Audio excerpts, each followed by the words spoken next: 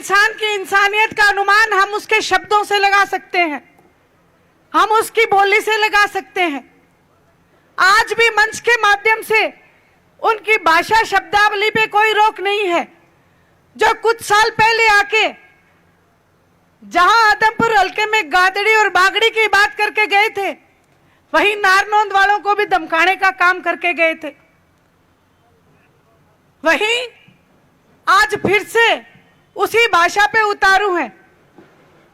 आज फिर जब एक ने उनसे पूछा कि आपने काम क्या किए, तो फिर उनसे कहने लगे कि क्यों भाई तू बागड़ियों को वोट देगा क्या। ये जो कहते हैं, आज इन्होंने ये बात भी कहां से सीखी है, इस बात का आप खुद अनुमान लगाओ।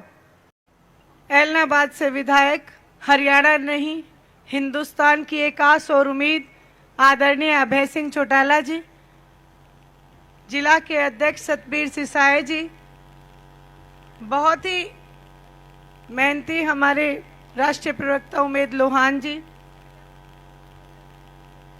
सम्मानित मंच, मैं सबका बहुत बहुत धन्यवाद करती हूँ, अभिनंदन करती हूँ।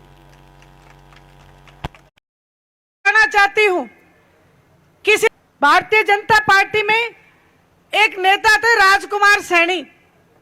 राजकुमार सैनी के पैर पकड़ के बैठे थे ये जयप्रकाश जी, और राजकुमार सैनी वो नेता रहे जिन्होंने हमारे जात पात धर्म बिरादरी का जहर घोलने का काम किया था पिछली बार।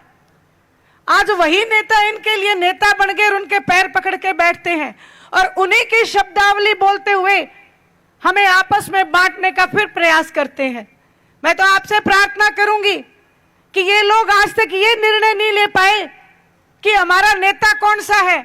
शैलजा जी कहती हैं कि मैं बड़ी नेता हूं, किरण जी कहती है मैं बड़ी नेता हूं, और भूपेंद्र सिंह जी हुड्डा कहते हैं कि कोई नेता नहीं है, सिर्फ दीपेंद्र ही नेता रह गया कांग्रेस में, और सारों का मैं सफाया करके जाऊंगा। और सफाया करके भी आपको पता है ये कहां जाने वाले हैं। आज भारतीय जनता पार्टी की बी टीम बन के काम कर रहे हैं। मैं आपसे फिर प्रार्थना करूंगी कि एक गद्दार पार्टी जेजेपी आपके साथ धोखा करके गई है, ये उससे भी बड़े धोखेबाज साबित होने वाले हैं। इसलिए मैं तो आपसे प्रार्थना करती हूं, आपके सुख में आपके दुख में 13 महीने तक किसान ने सबको आजमा के देखा, लेकिन पूरे हिंदुस्तान में आज अगर कोई नेता सच्चा और ईमानदारी से अगर काम करने का मादा रखता है तो आपके बीच में बैठे आदरणीय अभय सिंह जी चौटाला।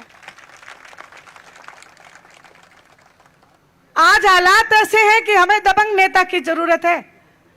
कहते हैं ना, अगर मुकदमा आपको लड़ना है और मुकदमा अगर आपको जीतना है तो सबसे पहला काम वकील मजबूत होना चाहिए, और आदरणीय अभय सिंह जी चौटाला से बड़ा वकील हरियाणा प्रदेश के लिए कोई हो नहीं सकता।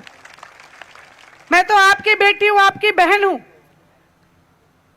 मैं तो फिर आपसे कहती हूं, मेरे सामने ये जो 3 है, इन तीनों को भी इतिहास के पल्ले पलट के देख लेना। तीनों ही इंडियन नेशनल लोकदल आदरणीय चौधरी देवीलाल जी के गद्दार हैं। आज अगर हमें जरूरत है उनकी नीतियों को आगे बढ़ाने की, तो हमें चश्मे के निशान को मजबूत बनाना होगा। और मैं आपको विश्वास दिलाती हूं, आपकी बेटी हूं। जैसा मैंने आपसे कहा कि इंसान के शब्दों से और इंसान की जो कार्य प्रणाली है, जो उसकी नीतियां हैं, पार्टी की नीतियां, उससे आप उसकी पहचान करो। मैं आपको विश्वास दिलाती हूं, आपकी बेटी हूं, आपके मान और सम्मान में कभी भी कोई कमी नहीं आने दूंगी। हमेशा आपके सामने गर्दन झुका के काम करूंगी, कभी भी आपके मान और सम्मान में कोई कमी नहीं आने दूंगी।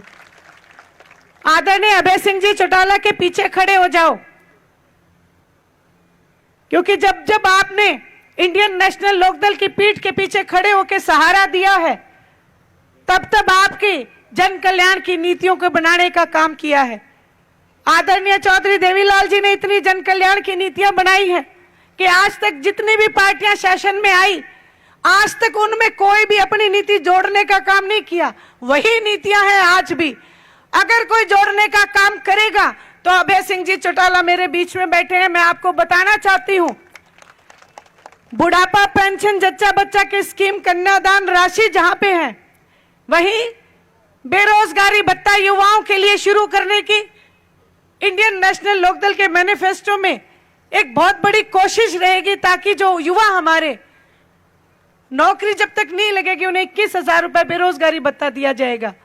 और जो मेरी माताएं बहनें सामने बैठी हैं, मैं आपसे प्रार्थना करती हूं, आप हर जगह अपनी रिश्तेदारियों में फोन करके अपनी बहनों को आपस में बता के कि इस बार अभय सिंह जी चौटाला एक महिला पेंशन भी शुरू करने का काम करेंगे। जो महिलाएं चूल्हा चौका चलाती हैं उनको एक गैस का सिलेंडर और 1100 रुपए एक महिला पेंशन शुरू की जाएगी ताकि वो चूल्हे चौके में अपना आराम से चूल्हा चौका चला सके। ये सारी बातें कहते हुए मैं आपसे इजाजत लेना चाहूंगी। एक बार फिर आपसे प्रार्थना करूंगी, एक बार मेरे लिए हाथ खड़े करके आदरणीय अभय सिंह जी चौटाला को विश्वास दिलाएं कि नारनौंद हल्का भारी बहुमत से इंडियन नेशनल लोकदल पार्टी को जिताने का काम करेगा। आपने मेरी बात सुनी, आप सबका बहुत बहुत धन्यवाद, आभार।